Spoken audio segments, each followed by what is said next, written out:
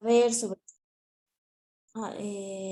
sobre esta presentación es que la base de esto es la resistencia de la insulina, pues en distintas partes del cuerpo. Ahorita nuestro principal como triángulo es músculo e hígado. También hay un fallo de las células beta del páncreas. Tiene un importante componente la obesidad y la genética, y que esto debe ser un manejo integral. Y bueno, esto vamos a ver que, como comentamos, es un manejo integral, tenemos que ser objetivos y pues vamos a utilizar muchos fármacos para tratar los múltiples efectos fisiopatológicos de esta enfermedad. El tratamiento siempre debe estar basado en una revisión de las diferentes anomalías conocidas y no solo en disminuir la hemoglobina glucosilada. Entonces, para esto debemos entender un poquito la fisiopatología y también que la terapia debe iniciarse de manera temprana para prevenir o disminuir de todas maneras la falla celular progresiva que ya está establecida en este caso, como es la diabetes, perdón.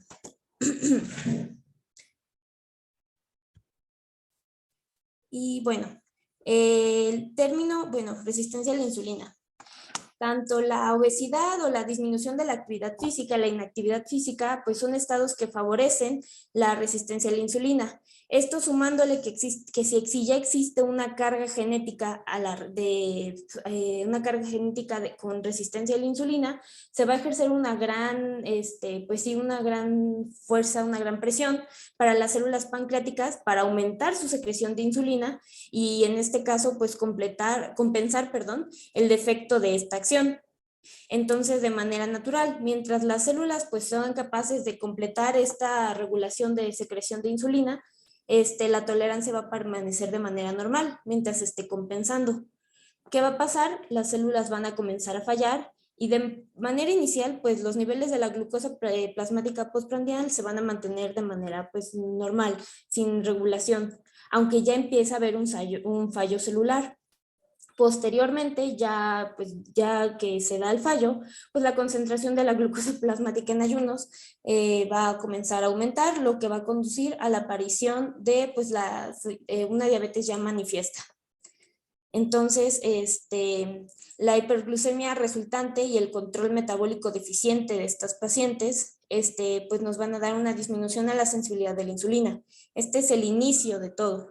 Y bueno, es la falla celular progresiva la que va a determinar cómo va progresando, cómo va aumentando esta enfermedad. Ya habíamos hablado la clase pasada un poquito de los factores de riesgo, entonces ahorita voy a aventajarme un poquito, ¿no? Todo esto hablando de la resistencia a la insulina, pero bueno.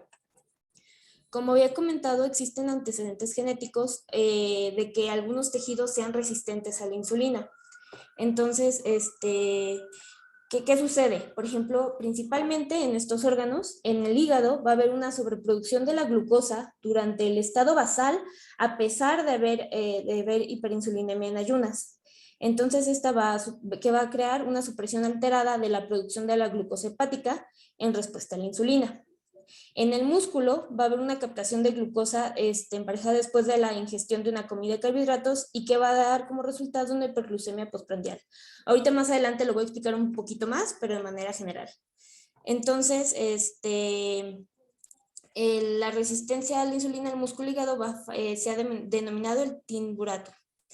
Me estoy basando, para empezar, en el 2009 me estoy basando en un artículo que publicó el doctor De Fronzo, que, para iniciar propuso la desregulación de incretinas, lipólisis, hiperglucogonemia, el aumento de una reabsorción de la glucosa y la desregulación del apetito. Son funciones clave en la fisiopatología de la diabetes. Entonces, fue la imagen que nos muestra el doctor, donde pues tenemos que hay una deficiencia en la secreción de insulina, en el músculo hay una disminución en el uso de la glucosa y en el hígado pues hay un incremento de estas. Y todo esto nos va a dar como resultado la hiperglucemia. Esta era la imagen inicial. Eventualmente pues se va, ¿cómo se dice? Este se le conoce como el triunvirato tradicional de la interacción, como comenté, entre el músculo, hígado y las células betas del páncreas. Ya se han ampliado, se ha visto la ampliación de más órganos involucrados en esta fisiopatología. Se amplió pues para incluir más vías de vías común que dan como resultado la hiperglucemia. Entonces, aquí están todas las vías que que se van a ver alteradas y que nos van a dar como resultado un estado de hiperglucemia.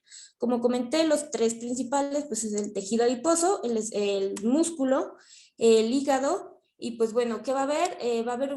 Los defectos van a ser un incremento a la resistencia a la insulina, como ya había comentado. Estos son los principales. También, ¿qué va a suceder a nivel del cerebro? Como ya había dicho, también va a haber un deterioro, una desregulación del apetito de manera central, entonces va a haber un incremento del tono simpático, que pues, como resultado nos va a haber una disminución de la actividad de la dopamina. También a nivel gastrointestinal, muy importante, va a disminuir el efecto de la incretina, entonces también, ¿qué nos va a dar? También la inflamación. Se va a dar como resultado un estado de inflamación crónica. Y consecuencia, la función inmune va a haber una desregulación de la función. En el estómago, en el sistema digestivo, intestino delgado, va a haber un vaciado anormal, consecuencia de todo esto, que se conoce como disbiosis intestinal, con un incremento en la absorción, en la regulación de la glucosa.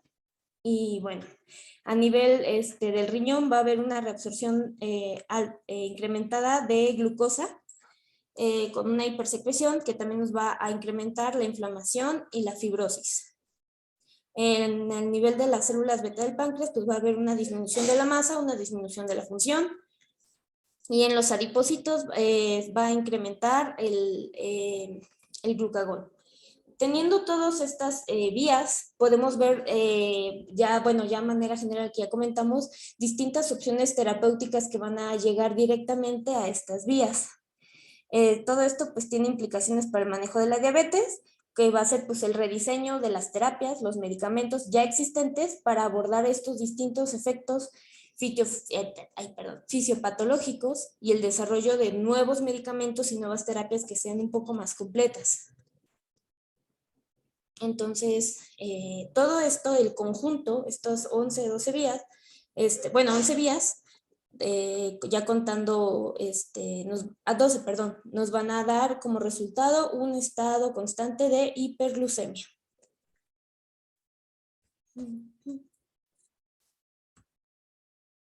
Y bueno, ya como había comentado,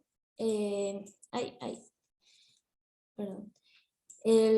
Con la resistencia a la insulina, ya tenemos que desde antes las células beta del páncreas ya se perdió más del 80% de su función, ya hubo una desregulación. Entonces, para el momento de que, antes de que empiecen los síntomas, que se haga manifiesta la diabetes, ya hay una disfunción de estas células. En las células gastrointestinales, como ya había comentado, ya existe una resistencia a la incretina. En el cerebro ya hay resistencia a la insulina. Las células grasas ya van a tener lipotoxicidad, una lipólisis acelerada, y en el riñón ya está un incremento de la reabsorción de la glucosa. Ahora hablando de la función celular. Hay un estudio, el estudio de metabolismo de San Antonio y el estudio de epidemiología genética de la Administración de Veteranos. Estos dicen que la medición de la respuesta de la insulina plasmática a una prueba de la glucosa no va a proporcionar un índice válido de la función celular en cuanto a la respuesta a la insulina. En este estudio se ha demostrado que ya hay una falla celular que ocurrió antes del desarrollo de la diabetes, como ya comenté, y es mucho más marcado, como ya había dicho, del 80%. Entonces, una mejor medida de la función, para medir la funcionalidad de la célula es tener el índice de I sobre G. La célula, pues obviamente es ya va a tener una conciencia, una sensibilización del cuerpo de la insulina y se va a ajustar su secreción. Desde antes va a tratar de captarlo hasta el momento que ya no puede. Entonces, como comenté, el estándar de oro para medir la función celular es de la secreción de la insulina sobre la resistencia a la insulina. o el llamado índice de disposición. Las conclusiones de este estudio demuestran que en esta etapa las personas han perdido ya más del 80% de su función celular, mientras que los resultados de este estudio sugieren que los sujetos que ya con el término prediabetes ya han perdido la mitad de su volumen celular. ¿Qué otros factores son importantes para esta resistencia o esta alteración a la glucosa? Hay unos importantes, como es la edad. Se ha visto que mientras aumenta o hay mayor índice de edad, se va a incrementar la incidencia de la diabetes, porque pues va a haber ya una falla celular ya progresiva. Y también pues se ha demostrado que todo esto va relacionado a la falla en cuanto a la función celular va en disminución de acuerdo a la edad. También, pues algo muy importante que no es modificable, pues es la genética. Ya existe muy demostrado una base genética con evidencia de un locus de susceptibilidad en el cromosoma 12 y que existen una serie de genes asociados con la disfunción de células beta en individuos ya con una diabetes tipo 2. Se identificó en estos genes el factor de transcripción, que es el TCF7L2, que es el más establecido y está ya asociado y marcado con una alteración de la secreción de la insulina, y pues hay una respuesta reducida al péptido 1 similar al glucagón. También hay otro genotipo como el TT que predice la diabetes tipo 2 en distintos grupos étnicos, incluidos pues algunos de nosotros como ya había mencionado. Para este caso, pues no hay son factores no modificables y no hay unas intervenciones terapéuticas que puedan revertir el declive relacionado con la edad o con los factores genéticos que sean responsables de la alteración de la secreción de la insulina.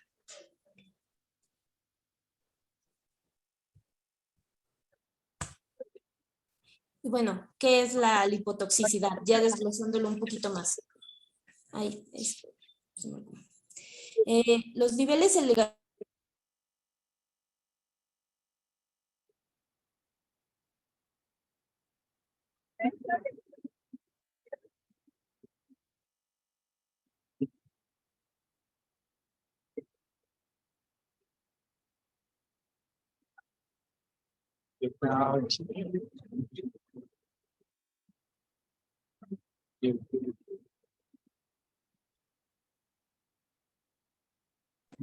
Andy, se dejó de escuchar. Alex, está abierto tu micrófono, amigo. Perdón, fui yo. A ver, ¿ya me escuchan? Según yo, ya. Sí, ya ahí se escucha. Sí. Ay, perdón, me moví un poquito en la diapositiva.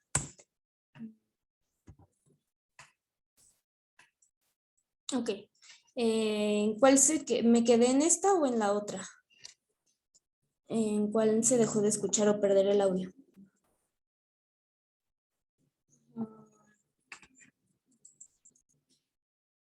Bueno, voy a repetir un poquito lo de la genética. Entonces, en estos dos factores no modificables, pues no hay ninguna intervención terapéutica que pueda revertir o modificar este declive relacionado pues a la pérdida de la función celular de las células beta, y pues bueno, que nos dan como resultado la alteración de la secreción de la insulina. Ya hablando un poquito más, la lipotoxicidad, ahorita también tengo otra diapositiva donde hablo un poquito más de esto. Los niveles elevados de los ácidos grasos libres en plasma, que también se conocen como FFA por sus siglas en inglés,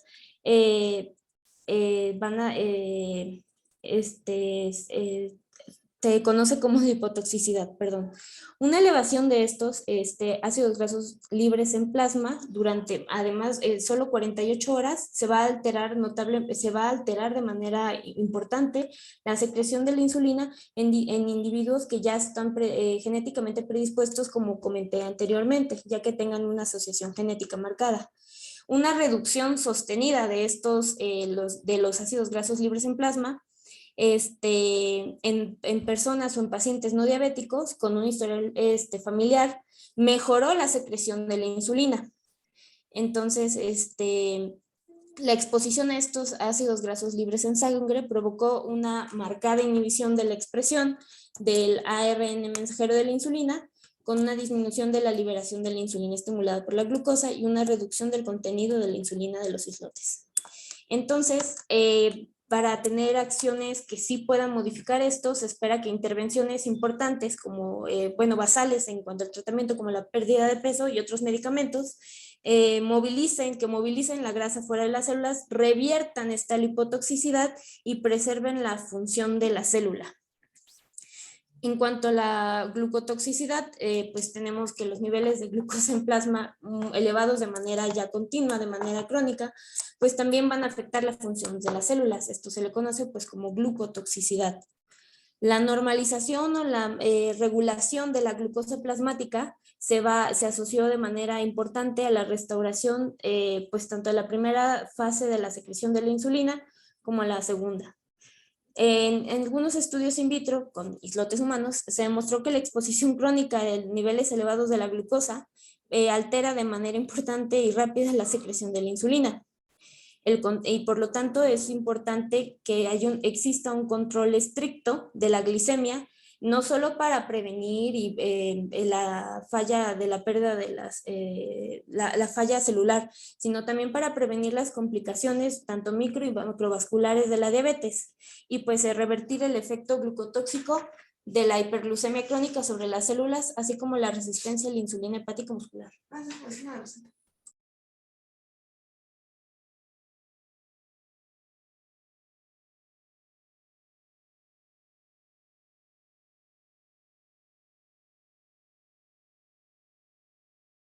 Perdón, ya continúo. Ay, no.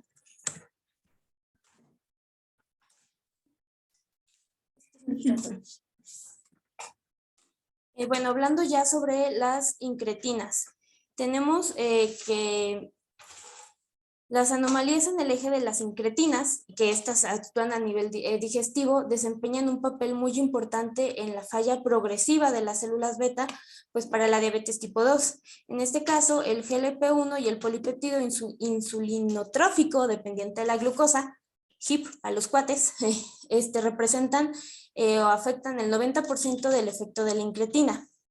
En la diabetes tipo 2 existe una deficiencia de este gen y la resistencia a la acción del HIP.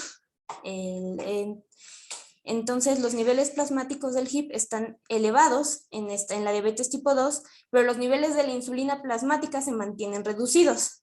Entonces, esto sugiere que que existe resistencia celular al efecto estimulador del HIP sobre la secreción de la insulina.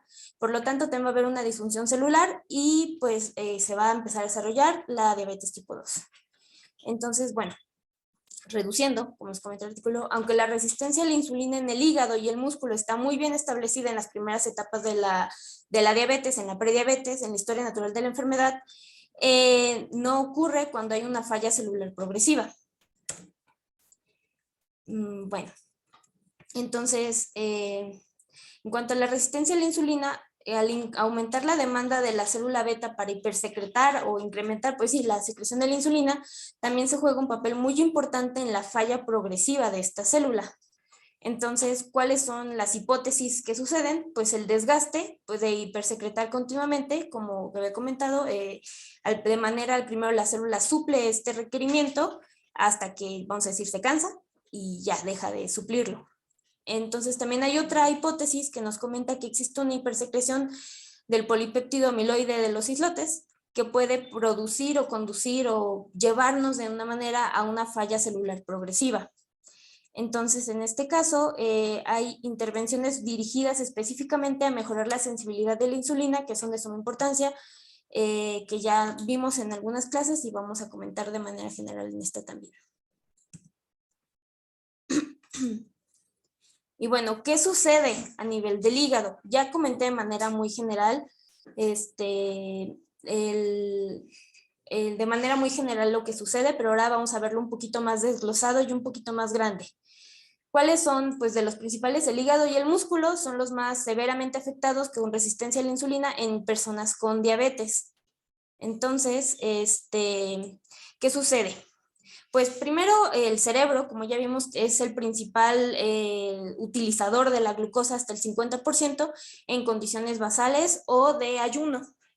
Esta demanda pues la satisface principalmente el hígado y de una menor medida los riñones. Como ya vimos, también son de los órganos que están afectados, que están en este ciclo que nos conduce a la hiperglucemia.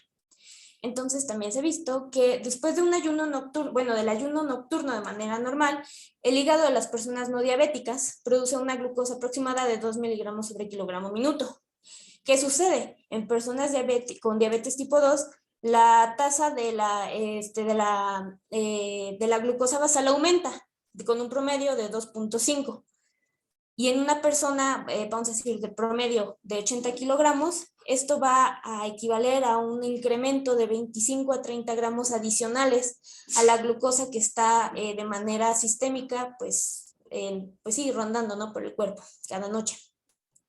Esta sobreproducción de glucosa por parte del hígado ocurre en presencia de niveles de insulina plasmática en ayunas que aumentan varias veces de 2.5 a 3, lo que indica una resistencia muy severa al efecto de la producción de la glucosa normal. El aumento de esta producción de glucosa basal se explica pues con un aumento de la gluconeogénesis hepática.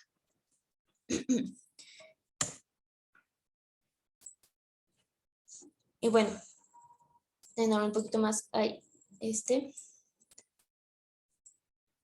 el aumento de los niveles del glucagón pues, circulante y el aumento de la sensibilidad hepática a nos va a conducir a una mayor pues, expresión y actividad de estas enzimas, la fosfoenol piruvato carboxiasa y la piruvato carboxilasa, además de enzimas, de que existen enzimas limitantes de la velocidad de la gluconeogénesis y la glucotoxicidad que ya comentamos, lo que nos va a conducir a una mayor pues, expresión y actividad de la glucosa 6-fosfato, la enzima que es limitante en la tasa de escape de la glucosa del hígado.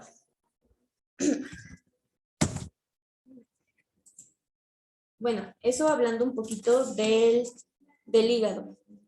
Ahora vamos a hablar un poquito sobre el músculo.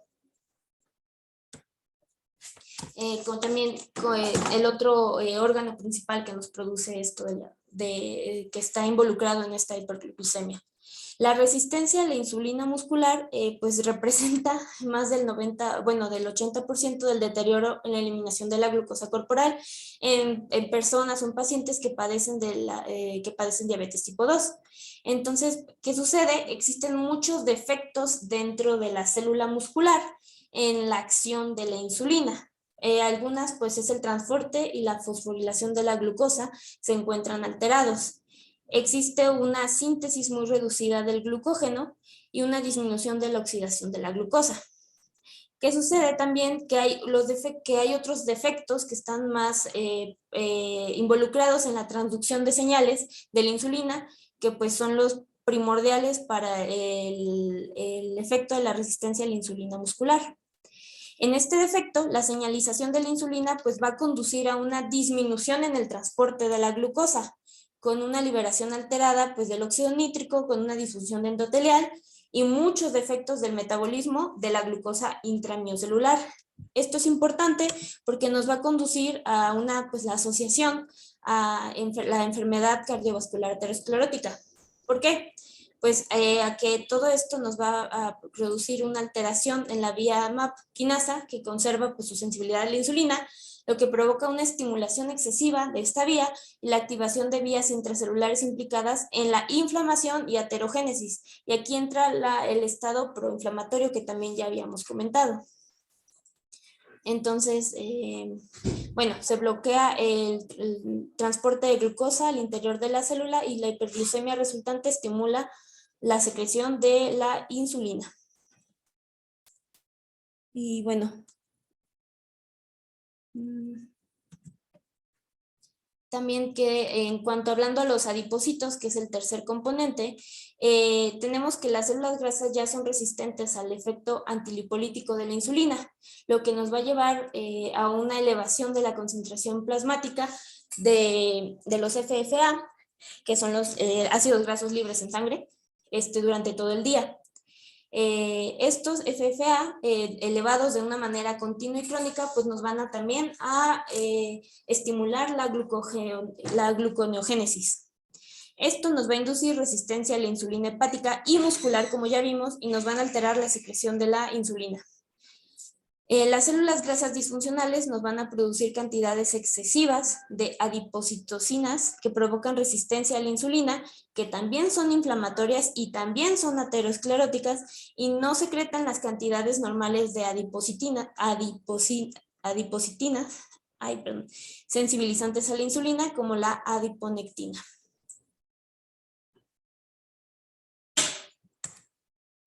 Y bueno, ya teniendo de manera general estos, ¿cómo vamos a hacer una detección? Ya había comentado, pero creo que es importante volverla a comentar. ¿Cómo se va a hacer el diagnóstico? Pues tenemos distintas maneras. La hemoglobina glucosilada, para hacer un diagnóstico de prediabetes, va a ser con un nivel de 5.7 a 6.4. Y para un diagnóstico de diabetes, va a ser de 6.5 o más. Para tener un nivel de glucosa plasmática en ayunas, para un diagnóstico de prediabetes es de 100 a 125 y de diabetes es de 126 o más para el diagnóstico. Para la prueba de tolerancia oral a la glucosa, para prediabetes sería de 140 a 199 y para diabetes arriba de 200. Y pues con una prueba aleatoria casual de glucosa plasmática arriba de 200 miligramos, además de síntomas o de signos clásicos que ya conocemos, también se hace un diagnóstico. Okay. Ay, perdón. ¿Cuáles van a ser las complicaciones? Como ya vimos en cuanto a la fisiopatología, las principales complicaciones van a ser micro y macrovasculares, las podemos clasificar. Microvasculares, pues la retinopatía, neuropatía y nefropatía, y macrovasculares con cardiopatía isquémica, enfermedad cerebrovascular y enfermedad vascular periférica. Esas ya las comenté un poquito en la clase pasada. ¿Qué es importante de esto? Pues que para tener un diagnóstico completo tenemos que tener una prevención, una detección, un diagnóstico, tener en cuenta las complicaciones que ya están presentes desde el inicio de esta enfermedad y pues las comorbilidades que tiene este pacientito, esta persona que vamos a tratar en cuanto a la diabetes, ¿no? Y bueno, nos recomienda a veces la ADA, no nos recomienda de manera general el cribado a todos los pacientes, pero ¿a qué pacientes sí les vamos a hacer un cribado? Pues a los pacientes que tengan factores de riesgo, adultos con sobrepeso o obesidad, con un IMC arriba de 25, o arriba de 23 en algunos grupos étnicos, principalmente pues mexicanos, ¿verdad? En etnias de alto riesgo, los latinos, principalmente nosotros, también nos comentan las literaturas afroamericanos, asiáticos, africanos o americanos del Pacífico. También en pacientes que ya tengan un antecedente de una enfermedad cardiovascular o hipertensión, en pacientes que tengan ya una hipertrigliceridemia marcada, y pacientes cuyas condiciones clínicas tengan condiciones clínicas asociadas a resistencia a la insulina, factores de riesgo ya comentados anteriormente, como lo son el síndrome de ovario poliquístico, que exista acantosis nigricans, un antecedente de diabetes gestacional o familiares de primera línea que ya padezcan diabetes. Y también en pacientes con infección por VIH. Y bueno, también ya se empieza a hacer un cribado en personas mayores de 35 años. Bueno, y como comentamos lo importante, tenemos que en todos estos pacientes el cribado ya estamos sospechando que ya han perdido el 80% de su función celular. Y pues las implicaciones clínicas de estos hallazgos para el tratamiento de la diabetes son que el médico ya debe intervenir de una manera temprana en esta etapa o con intervenciones que se dirijan específicamente a los mecanismos patogénicos que promueven la falla celular, como vimos en la primera imagen donde están los 11 efectos que nos producen la hiperglucemia. Si quieren, ahorita me regreso para representarlo.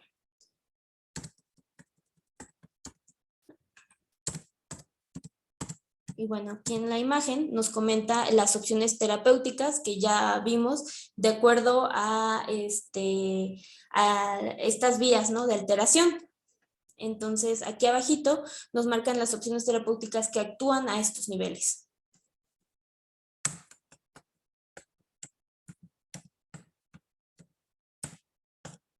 Y bueno, ¿cuál va a ser el manejo? De acuerdo a la ADA y a la Asociación Europea, debe ser un enfoque integral, ya centrado en la persona para lograr los objetivos glucémicos, que va a ser pues de manera principal la reducción del peso, el control de los factores de riesgo que nos incrementan este estado de hiperglucemia, el factor de riesgo cardiovascular y la protección cardiorrenal.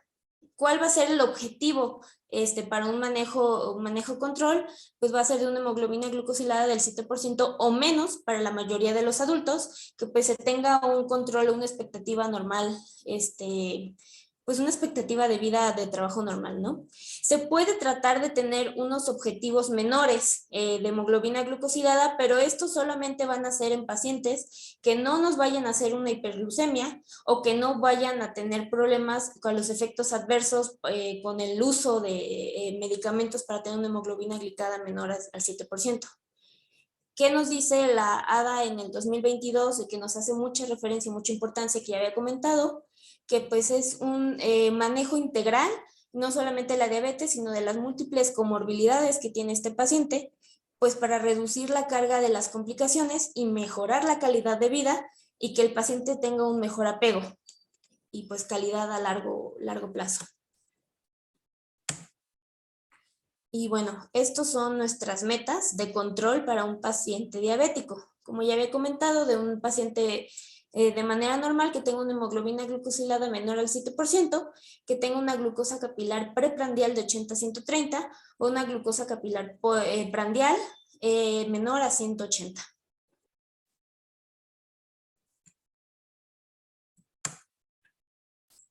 Y bueno, eso ya se continuaría con el tratamiento y ya sería todo por mi parte. Muy bien, muy bien, muy bien. Excelente clase, mucho mejor. Ahora sí ya, ¿cómo se llama? Tocaste pues prácticamente todos los puntos importantes. Y bueno, no sé si alguien tenga alguna. ¿Alguna duda, algún comentario? Sí, yo. Pues primero, Andy, muchas felicidades. La clase estuvo bastante bien, bastante completa. Eh, el artículo que presentaste del octeto ominoso, de verdad es un artículo canónico en medicina interna. Al principio, cuando se describieron los 3 primeros órganos que afectan, que se creía que era la única fisiopatología de la diabetes mellitus tipo 2, el hígado, la disfuncionalidad de la célula beta pancreática junto con la resistencia a la insulina periférica. Una vez que el doctor Fronzo expuso este artículo, la verdad es que cambió mucho el paradigma. Lo curioso es que pues tampoco ni siquiera es tan viejito, es un 2008, 2009. Entonces, este es uno de los artículos que sí todos deberíamos leer. Entonces, estaría bien que se lo compartieras a todos. Y pues, muchas felicidades, Andy. Estuvo muy bien tu clase. Gracias. Si quieren, ahorita se los envío al grupo. Bien. ¿Alguien más quiera comentar algo? Ya, ahí les mandé la foto del doctor de Franzo en el Congreso de Medicina Interna, creo que fue en Cancún, en el 2019, explicando su octeto ominoso. Bien. Pues si no hay nada más, pues nos vemos el día lunes. Gracias. Descansen. Gracias. Vale. Gracias, nos vemos. Bye.